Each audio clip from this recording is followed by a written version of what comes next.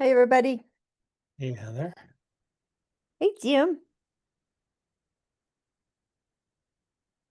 We never get tired of talking about the conservation standards. It's astonishing. Am I right? Sometimes at like 11:30 at night, I get tired of talking about Yeah, well, conservation. no, I had to shut you off last night. It was just like, look, my brain's done. I'm out. That was only 9 o'clock. That was that was only 9. That's because we'd been working all day. Okay. I want to see if my whiteboard will work. Okay. Oh, that's right. We're going to start with a whiteboard. Yeah. It Okay. works. Yeah. All right. So, is anybody here yet? Lot yeah, they're all there. Everybody's there. Okay.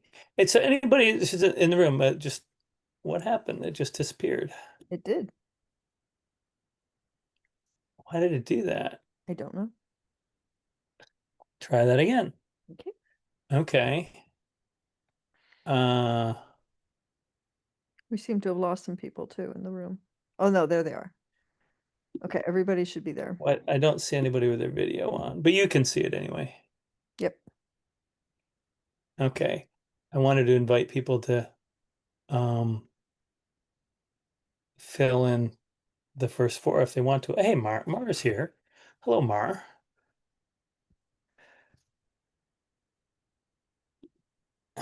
Hi, Victoria. Oh, we're supposed to take a break, Jim, I think, until 2. Yeah, we are. Why Oh, don't we all just take a break? okay. We can, Because if we don't, then we don't necessarily give people permission to take a break. Okay. right. And you can zoom in if anybody's here and wants to zoom in on the top. We have like 4 questions there if people feel like it. But we'll start with that at 2. Yeah. Okay, break time. Gotta walk the doggy. Bye.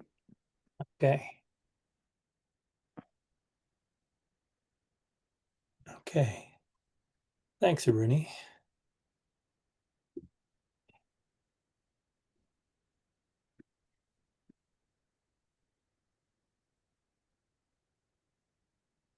Hey, everybody.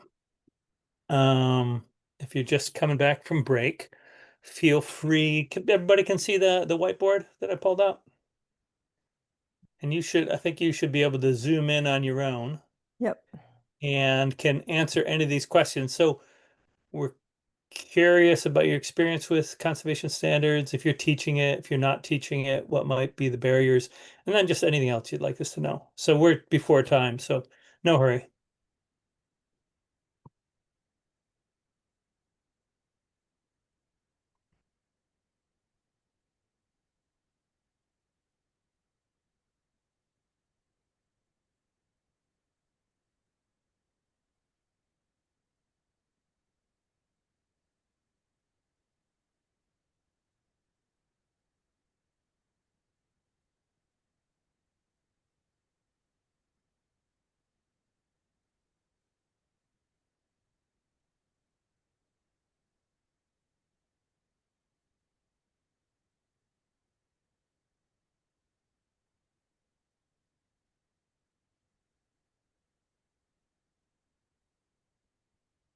Oops.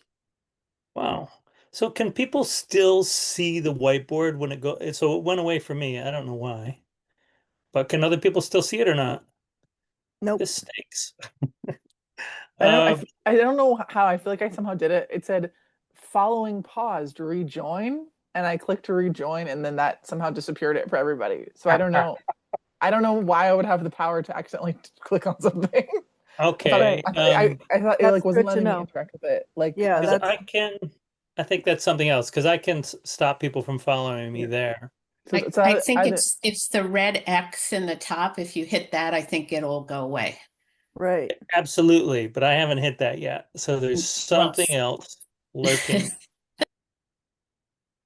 Uh, so yeah, if you're just joining us, we've got this whiteboard open. Love to get just take the temperature a little bit, see where you're at. If if I appreciate none and zero there in the people's responses on their experience with conservation standards. That's great. If you want to make another box, you can do like Control D, um, and just make another box and put that next to the other ones. Um,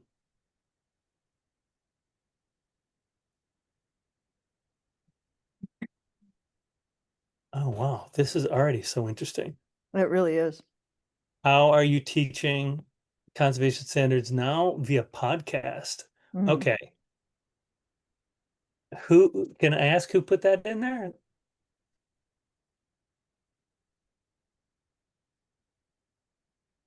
I did. Oh, okay, Diana. Yeah. Love I'm trying. I don't know if I'm like fully getting like the full conservation uh-huh. standards in there, but I'm trying to work it in with each topic. Uh-huh. So Very cool. probably a little more, I guess, environmental education, but it all kind of Uh-huh. fits together. Yeah. Well, I'm sure there's a lot. Okay, so we're gonna talk a little bit about conservation standards, talk a little bit about the courses that we run, and then at the end we're gonna talk about maybe some adaptations, and that's um I guess that's like the one of the rubber band responses. Like I didn't think of that. Mm. Yeah, So and from the over here exercise on we the did barriers before. question, a very quick answer to does it fit within grant parameters? Yes, and also some donors require it Uh, or okay. or prefer it. Prefer that you plan your project using it. Okay, so yeah, why don't we just go through this? So we've got it looks like experience is a bit of a mix. Some people are experienced with it, but most people not too much. How are you teaching it now? Podcast, thank you, Diana. And conservation biology class, urban conservation longleaf. Okay, I'm guessing that's Richard, but I'm not sure. Um, good. We got some more answers coming in. Mm-hmm. Yes. Super. Super. So we do have some people currently teaching it. Great. That will really enrich the conversation. Yep. Awesome. If you're not teaching it, hoping to overcome, let's put some of those today. Yep. Does it fit within our grant parameters? I think Heather mentioned that. Yeah, I think so. Too much material to cover. So Yeah. we're going to talk a little bit about that today, Mhm. like places to trim it and Mhm. maybe some essential things you want to bring in because you can't give the horse all the hay in the barn every time the horse comes in, right? There's only so much hay you can give the horse. So, and delighted to be here. Okay, great. Heather and I are too. Um, so let me stop. Any other comments before we move on? Verbal ones? Okay, great. If anybody wants to turn on their video, it's much better exchange, I find. If you've got the courage to do that, would really appreciate it. Thank you, thank you, thank you. Okay. Now I'll say any questions before we dive into a little presentation? Okay. So, guess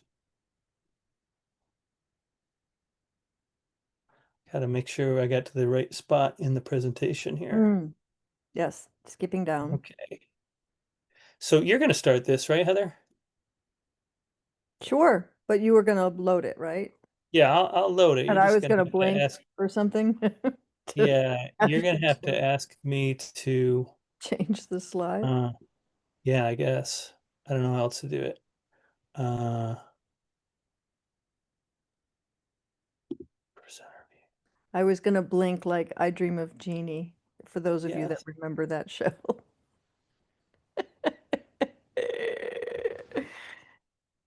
We were trying to figure that out last night. Sorry, yeah, I'm in the same.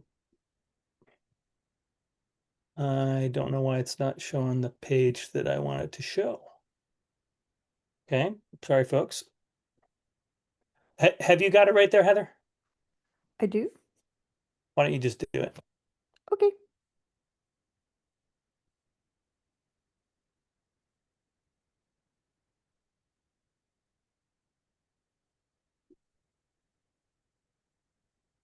I apologize for my dings. Okay.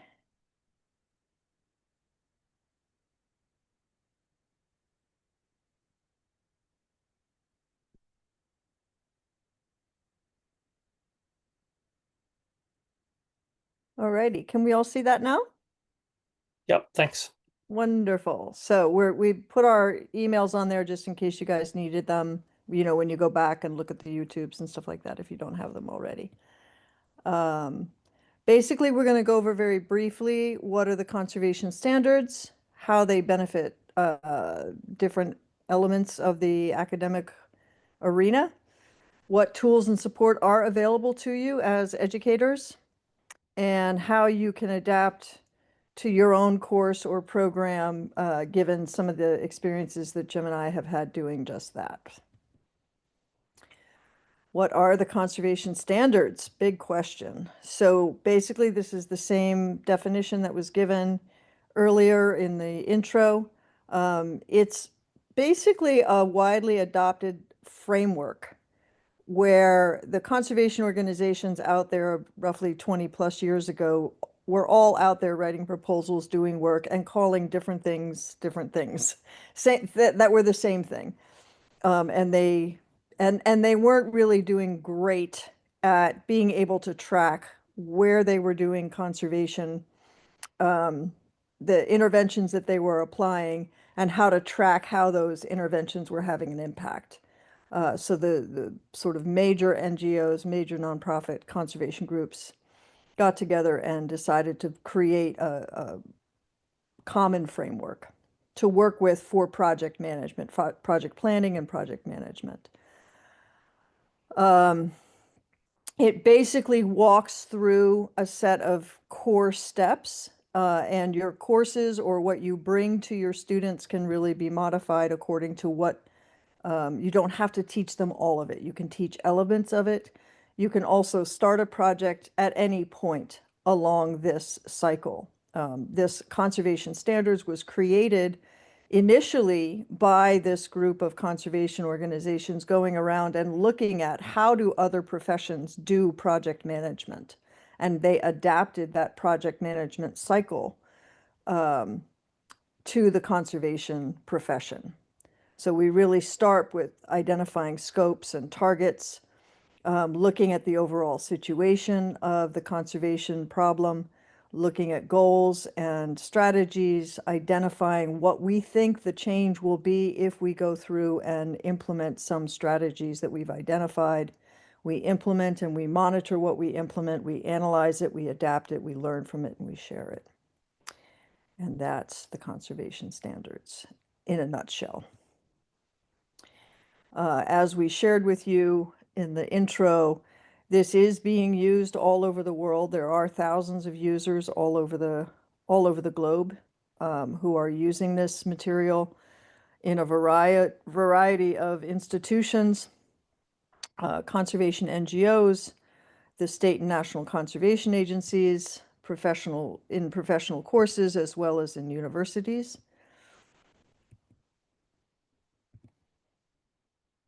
It's used to plan conservation projects around ecosystems, so you can look at entire ecosystems if that is your concern. You can look at specific species as well. You can build a conservation plan around a particular theme, such as wildlife trafficking. You can look at themes such as high-level policy. You can do a much higher level assessment and evaluation for how you want to have influence in conservation. We talked about the Conservation Measures Partnership. So this is the group, the original group was really TNC and World Wildlife Fund and Wildlife Conservation Society and a few other conservation groups came together and initially adapted a Nature Conservancy kind of conservation action planning tool that TNC had been using, but many others came in and gave a lot of input. So it's been a very collaborative process, with a lot of donors as well being very, very interested in seeing sort of better collaboration and coordination among conservation professionals in how they approach planning and implementing conservation projects. And so we talked a little bit about the evolution of this over time. As I mentioned, really in the early 2000s, there was quite a lot going on, as we recall, 25 years ago in the conservation community. One of the things was really a bit of a backlash against conservation organizations coming from their treatment of indigenous communities and the impacts that conservation was having on indigenous communities. And that, amongst many other issues, most important, more equally importantly, just being able to say, if we go in and we do this intervention, we can say that this intervention had this impact on biodiversity and human communities associated with those protected areas. And conservationists really couldn't say that. And that's really the main, in my view, reason why you want to have a tool like this that we are not only using, but that we're also teaching to the next generation of conservationists, so that we do have a kind of standardized approach that's adaptable, and that is evidence-based, and that is really tracking and monitoring what we're doing on the ground. From this emerged what's called the Conservation Coaches Network. So folks like Jim and I, who are trained in the conservation standards, not just to build conservation projects, but also to train others in how to use them, become conservation coaches, what we call conservation coaches. And we have a network around the globe. The only region where there isn't a regional network of coaches is in the Caribbean, which Jim is working very hard towards helping to encourage, and I'm supporting him in that effort. But also the COSTA network that we talked about, the Conservation Standards for Academia working group, is another one of those networks within the Conservation Coaches Network. So why would you integrate this into your curriculum? Basically, it's a great investment because students really, as mentioned, they need some foundational skills. They have the time while they're in school to really dedicate to master some of these basic principles and how to apply them. They tend to be pretty open-minded. They're fairly early in their careers, so learning this kind of framework is very useful in helping them to understand really the broader context of how conservation happens. It doesn't happen in a vacuum. You're not going out to save chimpanzees and not interact with human communities, or governments or logging companies. And so hopefully they'll be using it for many decades and they'll improve upon it as well. The benefits is that they get trained in a globally recognized framework. They have fluency in conservation planning. They have familiarity with the basic steps. They know if they can go into a conservation project that's already ongoing. It's very useful because you can actually backtrack through a project using this framework and going back to the beginning and saying, well, what is the vision and what is the scope and what are the targets? And if that's not been identified in a project, it can be very helpful if they're coming into a new job and there's existing projects happening. And it really does broaden that perspective towards collaboration with diverse stakeholders. Benefits to instructors, and I think Jim and I would agree on this. It's everything that's been created in the conservation standards is open access.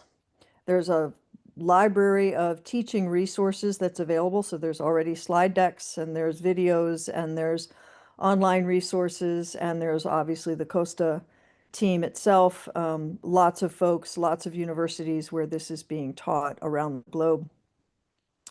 It connects you to other conservation professionals who are teaching this material. We do tend to connect our students to field projects, real field projects in the field, for them to plan projects. I had some in the spring that were working with the Actions for Cheetahs in Kenya, as well as the Dian Fossey Gorilla Fund, etc. It's also fun because the students get that interaction with professionals in the field, and it's a very applied type of course. It's some theory, but there's a lot of application. Overall, I think the theory of change is that this is going to impact conservation long term by doing better conservation projects and professionals having a similar framework that they're working towards, and that we have this network and this community that's constantly working to improve. That's why you see there's multiple versions of this standards. The new one just came out this year, 5.0. Okay. Now maybe you could blink like Jeannie and I can advance for you, Jim. Yeah, absolutely. Thanks, Heather, for getting us started here. Heather mentioned that there's lots of resources. I'm going to talk a little bit more about this. This whole presentation that we're doing right now is based on one that a group of people already did, and then Heather and I tweaked it, added some stuff, took some stuff away. Huge help to have those slide decks ready to go. So, okay, resources. So yeah, I guess as we said, the slide decks. There's also there's a whole network of real world practitioners, what we call Conservation Coaches Network. There's a lot of online support. We should have had maybe well, I guess we have one for a part of the website, but yeah, there's an extensive website. There's Marathi software, which I think I'll loop back to. That's basically you can do your project in Marathi, record everything, and this teaching community of practice between CCNet and Costa. Yeah, let's go to the next one. And here's the website for Costa, Conservation Standards in Academia. It's still a little wonky. It just got transferred to this page, so we've got some wrinkles to work out. We can give you the link to that. But basically, it's got a ton of the materials right there, and some carrot pricks. There's a spreadsheet to compare between courses. There's a spreadsheet of all the university courses, of which I think there are 30 or 40 in the States right now. But there could be a lot more, and that's why we're doing this. Also, sometimes these courses could be 1 to 3 days, 5 day, 10 days, and there's so many ways to do this that if your problem is you can't fit it in, there might be a way to fit in a little bit, at least. So let's go to the next one. Yeah, getting back to the slide decks, for every theme that we have in conservation standards, there's a slide deck for it. Let's go on to the next. And the network, this is from a get together that they call Rally every 2 years. This was outside of Barcelona. In 2015, I was there. It was awesome. It's one of the most collaborative groups that I've ever worked with. So really, really good stuff. Everybody's just trying to advance conservation. So, and then Costa, which I guess we've mentioned a few times, we're trying to scale up teaching of conservation standards, especially in an academic realm. So let's go to the next there. There's training available online. There's self-paced stuff. There's also some courses that you can take for a fee. There's also coach trainings, which are typically 5 days. If you really want to dig in yourself, if you haven't had opportunity to do that, those are available. All that information is on the website. And this is actually 4.0. We need to update this to 5.0. There's this document. There's the website. The conservationtraining.org course is a self-paced. University of Wisconsin. I think if you go to the next one, it will show the University of Wisconsin. Okay, so there's the web page, and then the next one might be University of Wisconsin. Okay, there's a self-paced course.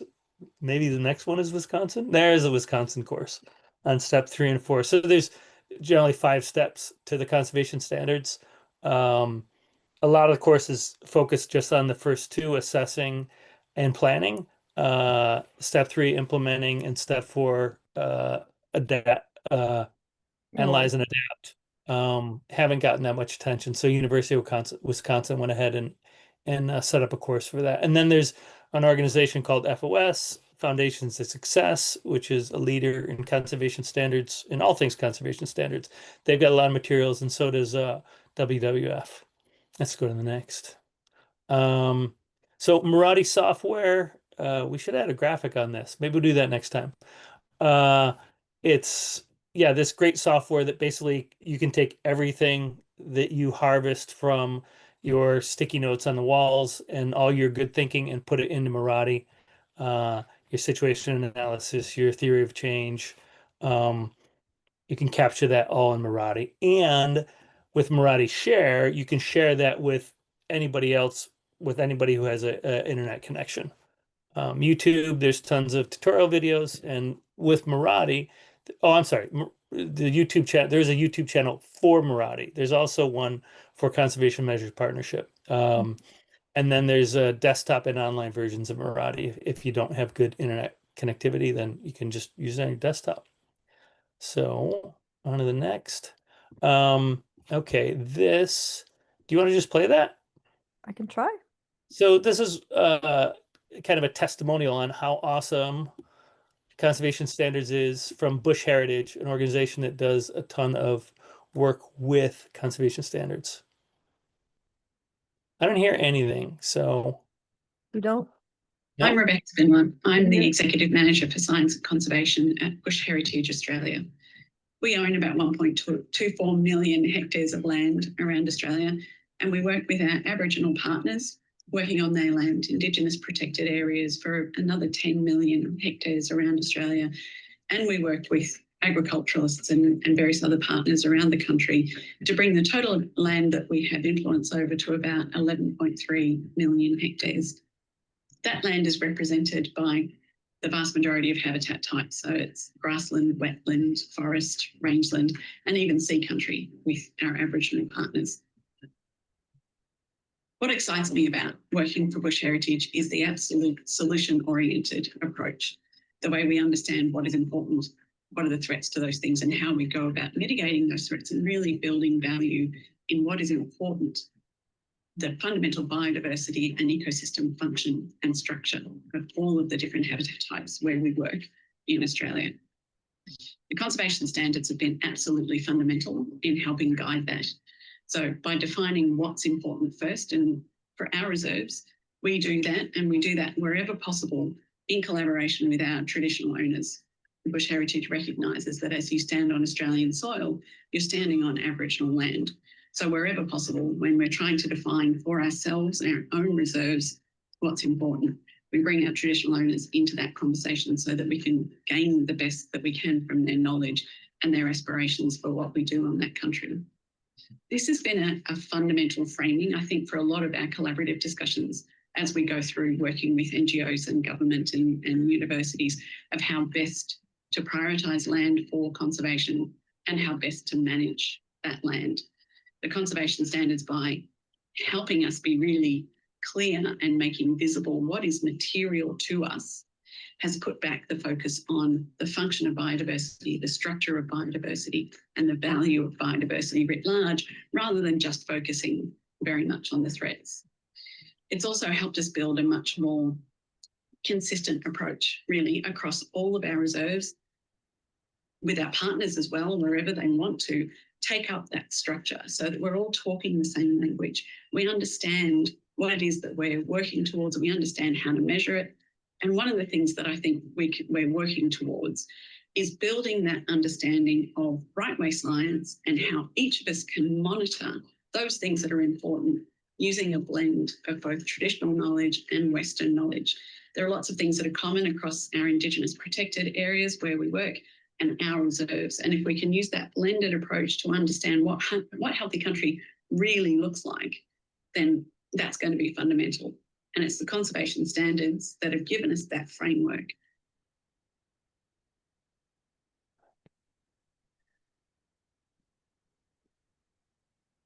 Right. Thanks, Heather. Do you want me to go back to the presentation? Yes. Uh, sure, except, all right. Let me see if I can share it because I'm gonna have to go to the mural from right there as well. Right, right. That's what Let me see if I can do that this time. think- I did it before. Okay, share. Okay, this will work. Hmm. So, okay, there was our video presentation. All right, so any questions on that so far? Where we're at? All right, I'm just going to talk a little bit about my course. I say my course, but it was Heather and I who taught it together. I guess I led it a little bit more. We did it online. We did 8 sessions, 3 hours, so about 24 hours total. All of our people were from the Caribbean and I guess greater Caribbean area.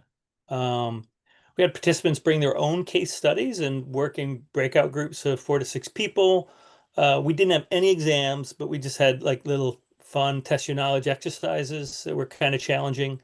And our model was kind of to do like short lectures, 10 minutes, 15 max, and then do facilitated hands-on exercises. Heather would be with one group and I'd be with another group.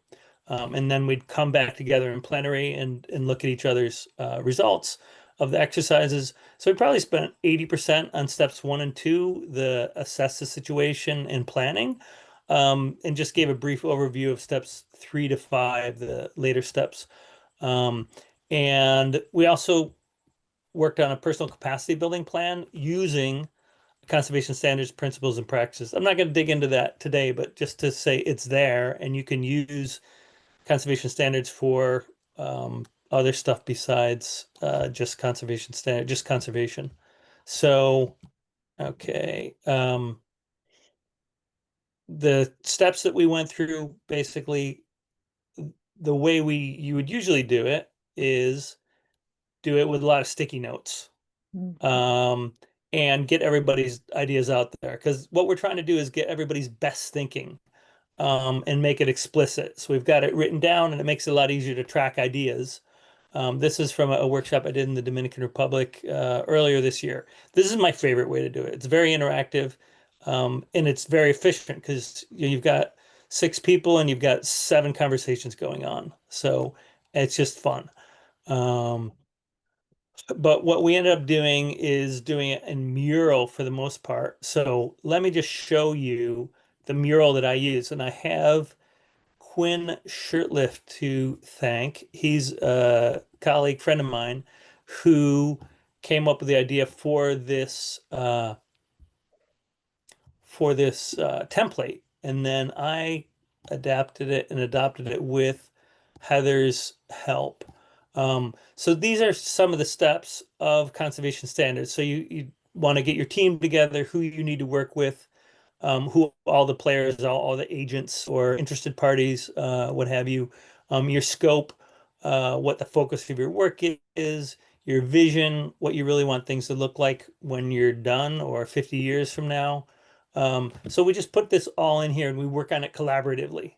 We've got a case study. In this case, it was a bike path that was going to destroy some coastal forest. That was the case. So people worked on that. And I'm not going to go too in depth with this just to show. So our conservation targets, the things that we're trying to conserve and restore, our human well-being targets, the things that people get from nature. This is very related to ecosystem services. If our conservation targets, the things we're trying to protect and restore, are in good health, then people are going to get things like food security and medicines and improved fresh water, clean water, things like that. Just examples. So we also did the viability assessment. How healthy are the things that we're trying to protect and restore, and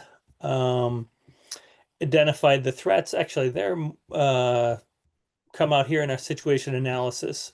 So if you're familiar with conservation standards, you'll recognize right away, oh, coastal forest, that's what you're trying to protect and restore. 2 of the direct pressures or threats are cutting trees and this bike path construction.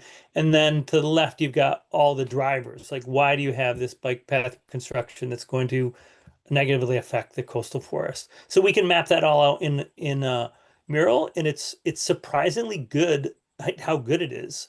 I thought it would be much worse than we're doing it in person, but it's actually quite good. And then people can also do it outside hours. And then, in the next step, you're going to do your results chain or your theory of change, which is, these blue boxes. So the way we do it here, we just map it on top of the situation analysis. So the blue boxes are the results, like the things that we want, the positive results. So if the negative thing that's happening right now, we've got outside pressures that are leading to bike path construction, then the result we want is that the local government's not influenced by external pressures. So I'm not going to dig into that too much, but just to say it's really handy to map it on here. You can do a lot of copy and paste, which you can't do when you're in person. You can't take this whole results chain and copy it somewhere else and work on it separately if you want to. And then, one of the last steps we do is monitoring plan. So that's what I wanted to show you with this here. Back to just really quickly, because I want to keep us on time.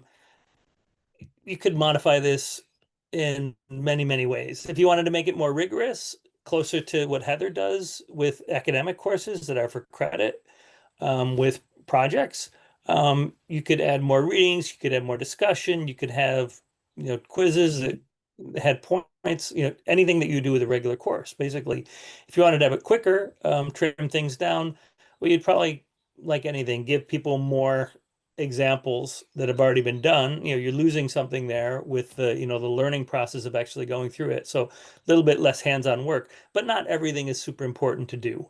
So there's definitely key things like your situation analysis and your theory of change that are absolutely critical to really understand how that works. But there's definitely some shortcuts that you can do if you just don't have time to do it. Mhm. So I'm going to stop there. Why don't You you? can leave that up and then just walk through the rest Oh of the. yeah, I can do that. I was going to you propose don't that you do it, and then you can advance it. But if you want, sure. So before Heather jumps in, any questions on that online course using Mural? All right. Okay, go ahead, Heather. We're good. Can you put yours up, put up the presentation where we were? Oh, did I stop sharing that? My bad. Sorry. There we go. So what I'm going to present is kind of a combination. This can be taught online in the ways that I'm talking about, but it also can be taught in person. I've done both, and both in academic settings. So I'm just going to give a brief overview of what you might include as a single class introduction, as a 1 to 2 week unit, or as a 6 to 14 week either semester course or project, semester long or half semester long project within a course. Go ahead. So in the single class introduction, this is often how I have the very first introduction to this that I do with students is I actually do a case study. I am a big fan of something called the horseshoe crab case study, and which I developed about, it was in 2010, so however many years ago that was. And basically you give students each student has a different piece of information about the case study, and it can be just 1 page or 2 pages relating to the various aspects of the case study. Just like you would if you were going to do a planning group and different groups come together and different people have different knowledge around the topic that they all care about. And in just a 2-hour session, it is possible to walk the students through with that basic level of information. You can walk them through the basic steps of identifying what the vision is, what the scope of the project might be, what the biodiversity targets are, what the human well-being targets might be, what the threats are, what's driving those threats, and what strategies students might identify by having identified the, you know, the political, legal, cultural, economic, human systems that are impacting and combining together to create those threats that they've identified. That we call a situation model, and you can do that in an hour's time. And then from that situation model, you work with the students to pick one strategy and then walk back through your model so that you're trying to identify if you have something that's a threat or an indirect threat impacting your biodiversity or your human communities, you identify what would need to be different for that to no longer be a threat. That's what's called a result. What result do you want to see that would no longer be contributing to that threat? And that results, those chains of results that you put together is what we call a theory of change. And that again is it's possible to build that in an hour's time so that the students come away from that one class session with a systems understanding of how, on a very kind of relatively surface level, how we do this planning. Go ahead. Fade me into the next. You can also do a 1 to 2 week unit if you don't have if you want to go a little bit more in depth with the students on this, you could carve out maybe 2 weeks, say, or even a week in your course syllabus, and you could identify and have them do a slightly deeper analysis. The first case study is obviously very heavily instructor-led. This would be a little bit more work by the students and a little bit more input by the students and more applied by the students. And you could do, again, a situation analysis as well as a theory of change, but within that situation analysis, you could include a couple of the deeper steps. One is called a viability assessment. The other is a threat assessment. Viability is you're looking at what is it that you want your future chimpanzee populations to look like, or forests, or horseshoe crabs, or whatever the targets are. So you're assessing where they are now and where you'd like them to be. It's kind of a critical step and an important one that you could include in a shorter unit. Moving on. I teach this and have taught this now, I think, for 16 years at Virginia Tech. And also at Johns Hopkins SAIS in Washington, D.C., as well as Mweka Wildlife College, St. George's University in Grenada, Mweka in Tanzania. And I've taught this also at William and Mary, not only to their faculty. I had a whole week's training with their faculty this past spring. But I also co-taught their undergraduate course. That is part of their required curriculum for their integrative conservation degree that they have at William and Mary. And so this is the one that I normally teach, and I teach it every spring at Virginia Tech. And we basically we actually run through the conservation standards planning process twice. I do that because I have found people learn it much better if you run through the whole all the steps twice, at least twice. The first time it's very confusing. There's lots of terms. People get overwhelmed. I think, as was I highlighted in our little introduction, there's a lot to teach. And so I do the first half of the semester before spring break. They all do the same case study on the horseshoe crabs again. And then the second half of the semester, they select a case study. Many of them are working professionals in this graduate program. They work full time. So many of them bring their projects to the course and say, hey, I'm working on Quantico Marine Corps Base, and we're having a problem with our quail populations there. We'd love to do a project so that we can maybe improve habitat and reduce threats. So we have a lot of those kinds of projects, but I also have a broad network, and I often offer colleagues 6 weeks of a graduate team that can help them do the first steps of planning for one of their projects in the field. So in that, we are able to go again a little bit deeper. I do pair each of the sections, each of the steps that we take with the historical readings. The team that pulled all of this material together has been great about publishing in the peer-reviewed literature for each step of the process that they developed. And so I include those readings along with some other ones to give students a kind of historical background and theoretical background to the course. I also have taught it at George Mason University, along with Tom Lovejoy's course I was teaching at one point after he sadly passed away. And what I did in that course was I taught Tom's course, but then they had a project, an applied conservation project as one of their assignments that they spent the whole semester on. And I basically taught the conservation standard steps using this as their main project for the course. And so the students were able to kind of get a somewhat simplified version of this in an applied way. I think that's all I have to say.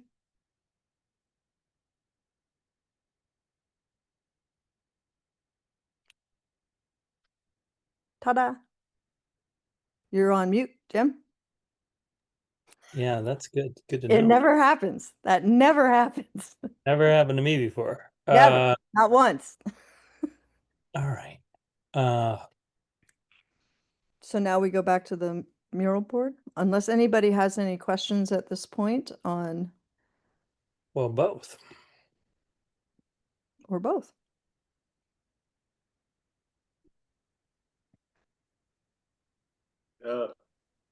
This is Richard.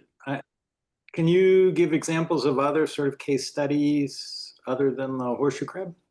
Oh yeah. I use we did one for the Caribbean course where we worked with a team on the island of Statia.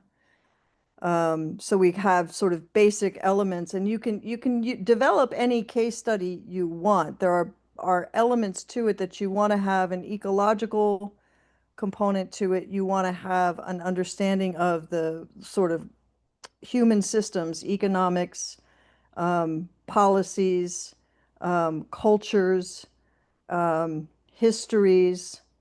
You want to have some of that knowledge available for each of any case study that you would develop. And the one I use is because the reason I use this particular one is because it links to human health in such a direct way, because we use horseshoe crab blood to test for impurities in vaccines and implants for humans for surgery. So it's a very relevant case study in that sense. But we basically, Jim and I developed with students of ours that were in the course, one of the first courses we taught last year, to develop a kind of standardized case study that students could work with that was from the Caribbean region. And so I would say that we used ChatGPT for some of that work, which made it a lot easier to develop the case study. And which I also use a lot in the teaching now. I'm starting to play with that in while I teach this, because I don't know about every case that the students bring to the table, obviously. So it really would depend on your audience, I think. I don't know if that answers your question, but I think depending on the audience that you're teaching, we learned, again, there was like a standard case study that the trainers have used training conservation coaches, but it was from like the Baltic regions in Europe somewhere. And it had no relevance to a lot of the folks they were training in the tropics. And so Jim and I, there was no model for that. So Jim and I worked with this team from this island in the Caribbean, and we kind of troubleshot through it, sort of what are the elements you need to have, and we came up with a 5-page kind of summary of the case itself. And again, ChatGPT was helpful in that, but also having local knowledge about the case was important too. Okay. So did you have a follow-up on that, Richard? No. Okay. Oh, I was just seeing in the chat, Judy asked for a link to the horseshoe crab case study. I don't have that in my fingertips, but that's something we could pull up. And Nadav, aren't there better options than ChatGPT? Yeah, I think that's a fair question. So I see that as a little bit of trade-offs. I don't use it too much myself. So I can't really respond to that. I guess your own brain can be a better a better option. And of course, anything that you use there, you're going to have to revise. So let me draw our attention to the it's not a mural, right? It's a whiteboard. So we just threw up a couple questions there. How to use Theory of Change for monitoring. This is kind of a meta question. Like, we do a lot of education, but are we actually looking at the impact of our education? And that, not that that's an easy thing to do, but it's an important thing. We put a lot of effort into it. Is there a way to trace what impact we're having? And the next one, what would be great to have to start or improve a course? That's a really central idea to this session. Do you prefer classic Coke or new Coke is just a joke question, because we want you to feel free to ask your own question here. Is there a question that we should have asked in this here? So these are just to spur conversation and discussion on this. This is Jim's humor that I hope you're all getting used to quickly. Yeah, I don't drink either one either. Very I quickly. think they're heinous.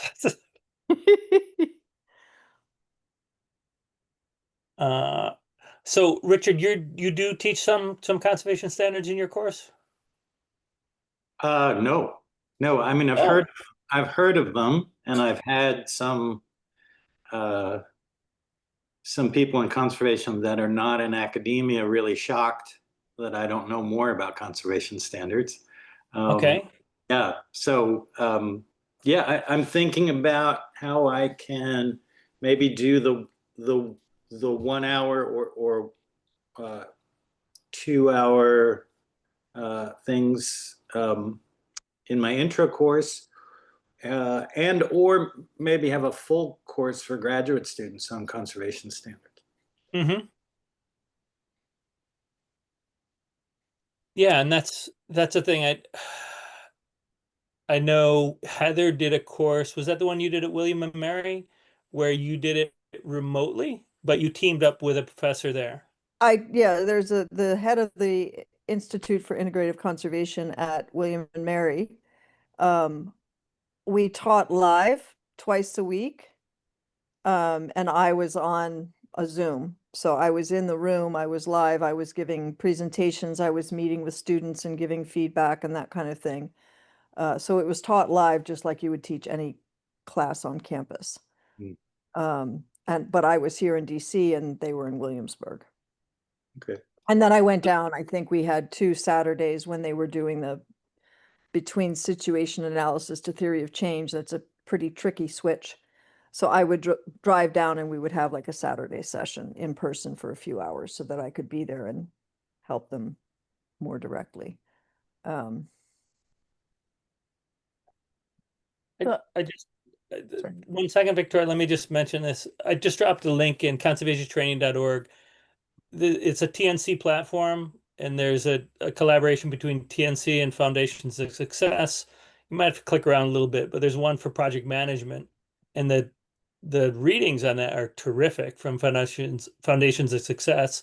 And that's something, like, if you were between jobs, that might be an interesting course to work through. I don't think it takes you maybe 15 hours. It's much better if you could have some guided learning on that.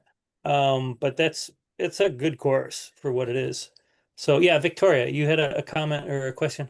Yeah, so obviously this is a really great session. I'm feeling I'm in a position where I need to be kind of developing a syllabus, kind of to be using on the job market, that kind of thing. Mm-hmm.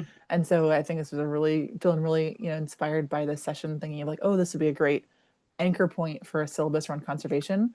So I'm curious about like my home with an SCVNA is in the social science working group. So now I was once in a more classic restoration ecologist, but now I'm kind of in that social scientists who studies conservation world. And so I'm kind of curious about like, how do you feel like this framework plays out amongst natural scientists versus social scientists in our conservation space? Or is it truly, inclusive and works for both traditions? Or is it I was, as I was hearing about it, I was seeing an opportunity for like integration, like between, but both sides. Like I was like, oh, this feels like an opportunity for like, cross-disciplinary partnership, or I don't know. I'm just kind of curious about what your thoughts were about that kind of divide there and how this framework fits in. Yeah, absolutely. If I can jump in. I've always been on that kind of nexus. My own research has always been this sort of applied social conservation science space. And so it's one of the things that this appealed to me about this in and of itself. And really, even when I form teams for the students for the first case study, I get everybody's background first. And then I actually form teams around the most diverse teams that I can create for each of the teams, because it really enhances greatly the work itself. When you have if you have a bunch of biologists on the team, they get so sucked into the minutia of details about the biology, and they're missing all of the social, economic, cultural side of things, right? And so yeah, it's a hugely multidisciplinary, and it was designed to be that way. This was designed, if you want to think about it conceptually, Nick Solovsky is the one he's one of the founders of this, explained it. Often when you're doing conservation, you're sitting at a table and you're fighting against each other across the table, fighting for your little piece of what matters to you. Whereas with the conservation standards, you put everything up on the screen or on the wall, and everybody's looking in the same direction with their ideas being seen up on the wall. What their input is, what their value is, what their, priorities are. Everybody gets a voice when you plan this way. So hopefully that answers your question. It's making me think of like, I'm just getting an idea for a way to maybe, if you're teaching it for undergrads specifically, I know you taught for undergrads in a bunch of different audiences. Yep. But like, do you think there could be value in having like almost role playing, like structuring, like, okay, your contribution of looking at this wall is from the ecologist point of view. Absolutely. From this, like, could that be a nice, like, kind of, I don't know, extra structure? That's to how add? I do it. That's how I do it with the case study, is that Mm. that's why I say each person gets just one piece of the information. And I say, okay, you're the guy that's selling, Mm. the innovative bait traps, and you have all the information about the bait traps. So that's your perspective. And then somebody else has information about whatever, the beaches and people recreating and wanting to build hotels, and you know what I mean? So it's lots of different role play is possible in that kind of scenario, for sure. So cool. Thank you. I wanted to respond to that too, Victoria. I'd like that question. When you do the situation model, when you're very close to the threats, then you're bringing in a lot of ecology and how like dredging affects the species. That's the closer you are to the threat and the conservation target is very ecology heavy. But every step you go away, you're getting more into socioeconomic stuff. You're getting into socio-ecological systems. And, there's still ecology in there because you're like, oh, why are people farming here? Well, it has something to do with ecology. Or why does this habitat get more affected by this kind of farming? And it might have to do with the bedrock or the soil or the hydrology or something like that. So they're always mixed in together. But the farther you get out to the left, you get to root causes that are closer to poverty or government interference or inattention and things like that. So we're just trying to map that out, and I think everybody's knowledge and perspectives are super valuable. And as well, like you have to bring in like the goat farmers who are in the park because they know how everything in the park works. I've done I was working on a conservation plan down in the Dominican Republic, and we planned 3 days, and people protested. They said, "What the heck are we going to do for 3 days? That's way, way, way, way, way too much time." And we're like, "Okay, we can cut it down to 2.5, but like we can't really cut it beyond that." People still didn't like it. By the end of the 2.5 days, people said two things: we didn't have anywhere near enough time because you really dig into the stuff. So they were frustrated by that. And we said, well, we told you. But they were used to conventional processes where you don't, you just spin your wheels a lot of times. So we were really digging into into things. And the other is And these are people who live in and around the park and have their whole lives. All of them said, we learned so much. So, because nobody knows everything, right? So this is a way of surfacing what's really going on in the park, the way you map it out graphically. And, whether you do that online or in person, is, depends on your circumstances. But okay, Mar, I hope you do catch that ferry. I just saw she wrote she has to go catch a ferry. Oh dear, So okay. go do it. Hey, I see in the whiteboard somebody said assignment ideas. Mhm. Do you have any ideas on that, Heather? Yeah, I think what's lovely about this, if you're coming at it from an educator's point of view, is assignments are built in because it's such an applied framework, right? You're not just getting up and saying, well, this is what you do when you're planning a thing. You say, here's our project, here's the step that needs to be planned. Let's plan it. Let's do it. Let's work together. If you go back to the mural board that Jim shared, there's all these sticky notes there because everybody's got, you need to have everybody have all their input, and then the group makes a decision about what the final thing is going to be. If it's going to be the scope or the vision or the who's on the team, what different parts of the community need to be involved, etc. And so the assignments are really built in. I'm happy to share with any of you. I have a whole online course in Canvas with very detailed assignment sheets, and I'm happy to share with any of you what those look like. I give learning objectives for every week's assignment. So there's readings, usually the assignments are that students are working in teams to apply the step to their case study, whatever it is they're working on, whatever the case study is they're working on, or the project. And so it's kind of built in, I guess, is my answer. And a template with links to readings and assignments. Yes.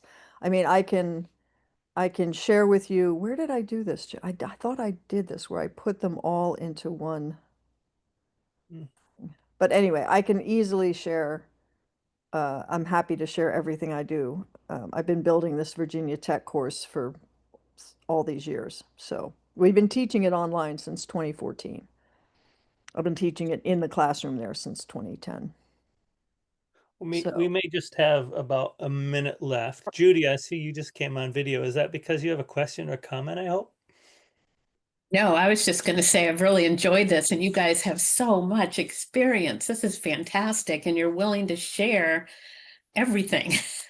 So I Everything's love it. open access I love it. for conservation standards, and I think in Virginia Tech as well understands, my director understands, I've used open access materials to develop my course, and I have shared my course that I did at Virginia Tech. We basically taught at William and Mary this spring. We just modified it for undergrads.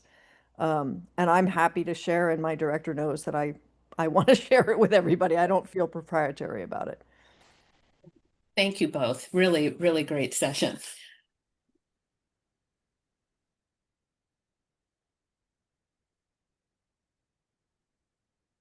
Do you ever have student groups that really go in the wrong direction, and how do you correct that? What are you imagining when you think wrong direction? So in theory of change, you perhaps recognize that the change or the path to change from your experience won't be effective. Oh, that's a great question. Super great question. Yes, that's really the art. This is kind of an art and a science. I love having these art intros to this forum. There's really an art to this, and I think it's in that discussion. There's a lot of assumptions, and why we do the theory of change is because we make so many assumptions. I will say almost every team of students I have had over the last 16 years puts education as a strategy for solving the conservation problem, and seldom is education as a strategy going to solve or remove the threat in and of itself. It usually has to be paired with some other strategy that's actively working on the landscape. in a way that's different, that's removing other barriers. And it's really in the walking them through the logic of the theory of change where the students start to understand the assumptions that they're making. If we do this action, then this behavior change will happen. And often that behavior change is not going to happen because of that initial action, right? There has to be a lot of other steps in between. And that's why I feel like this material is so powerful. And it's in that detail of working with teams and understanding and having them articulate their theory behind what's going to make a change in human behavior. That is so challenging and that we seldom have the time or the skills or the framework, frankly, to do, which is why the conservation standards, I think for Jim and I has been such a powerful tool that we both dove into when we first learned about it.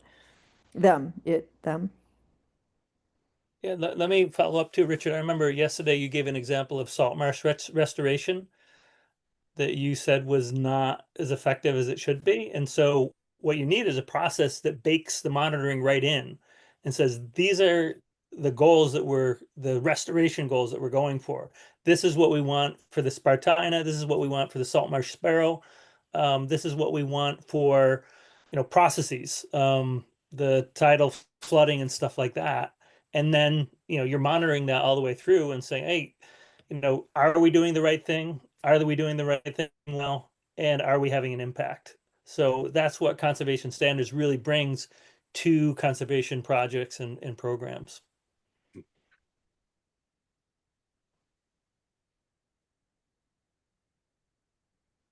I Okay. think we And I just see, got called back. yeah, I see one more here, a template with links to readings and assignments that exists. There are several on the website. And yeah, we should have it here to share. I don't have it right now.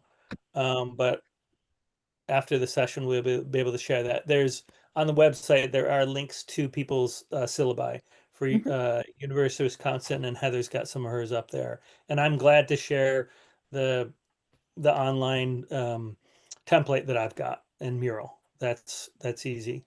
Also, what did one snowman say to the other? Oh my God.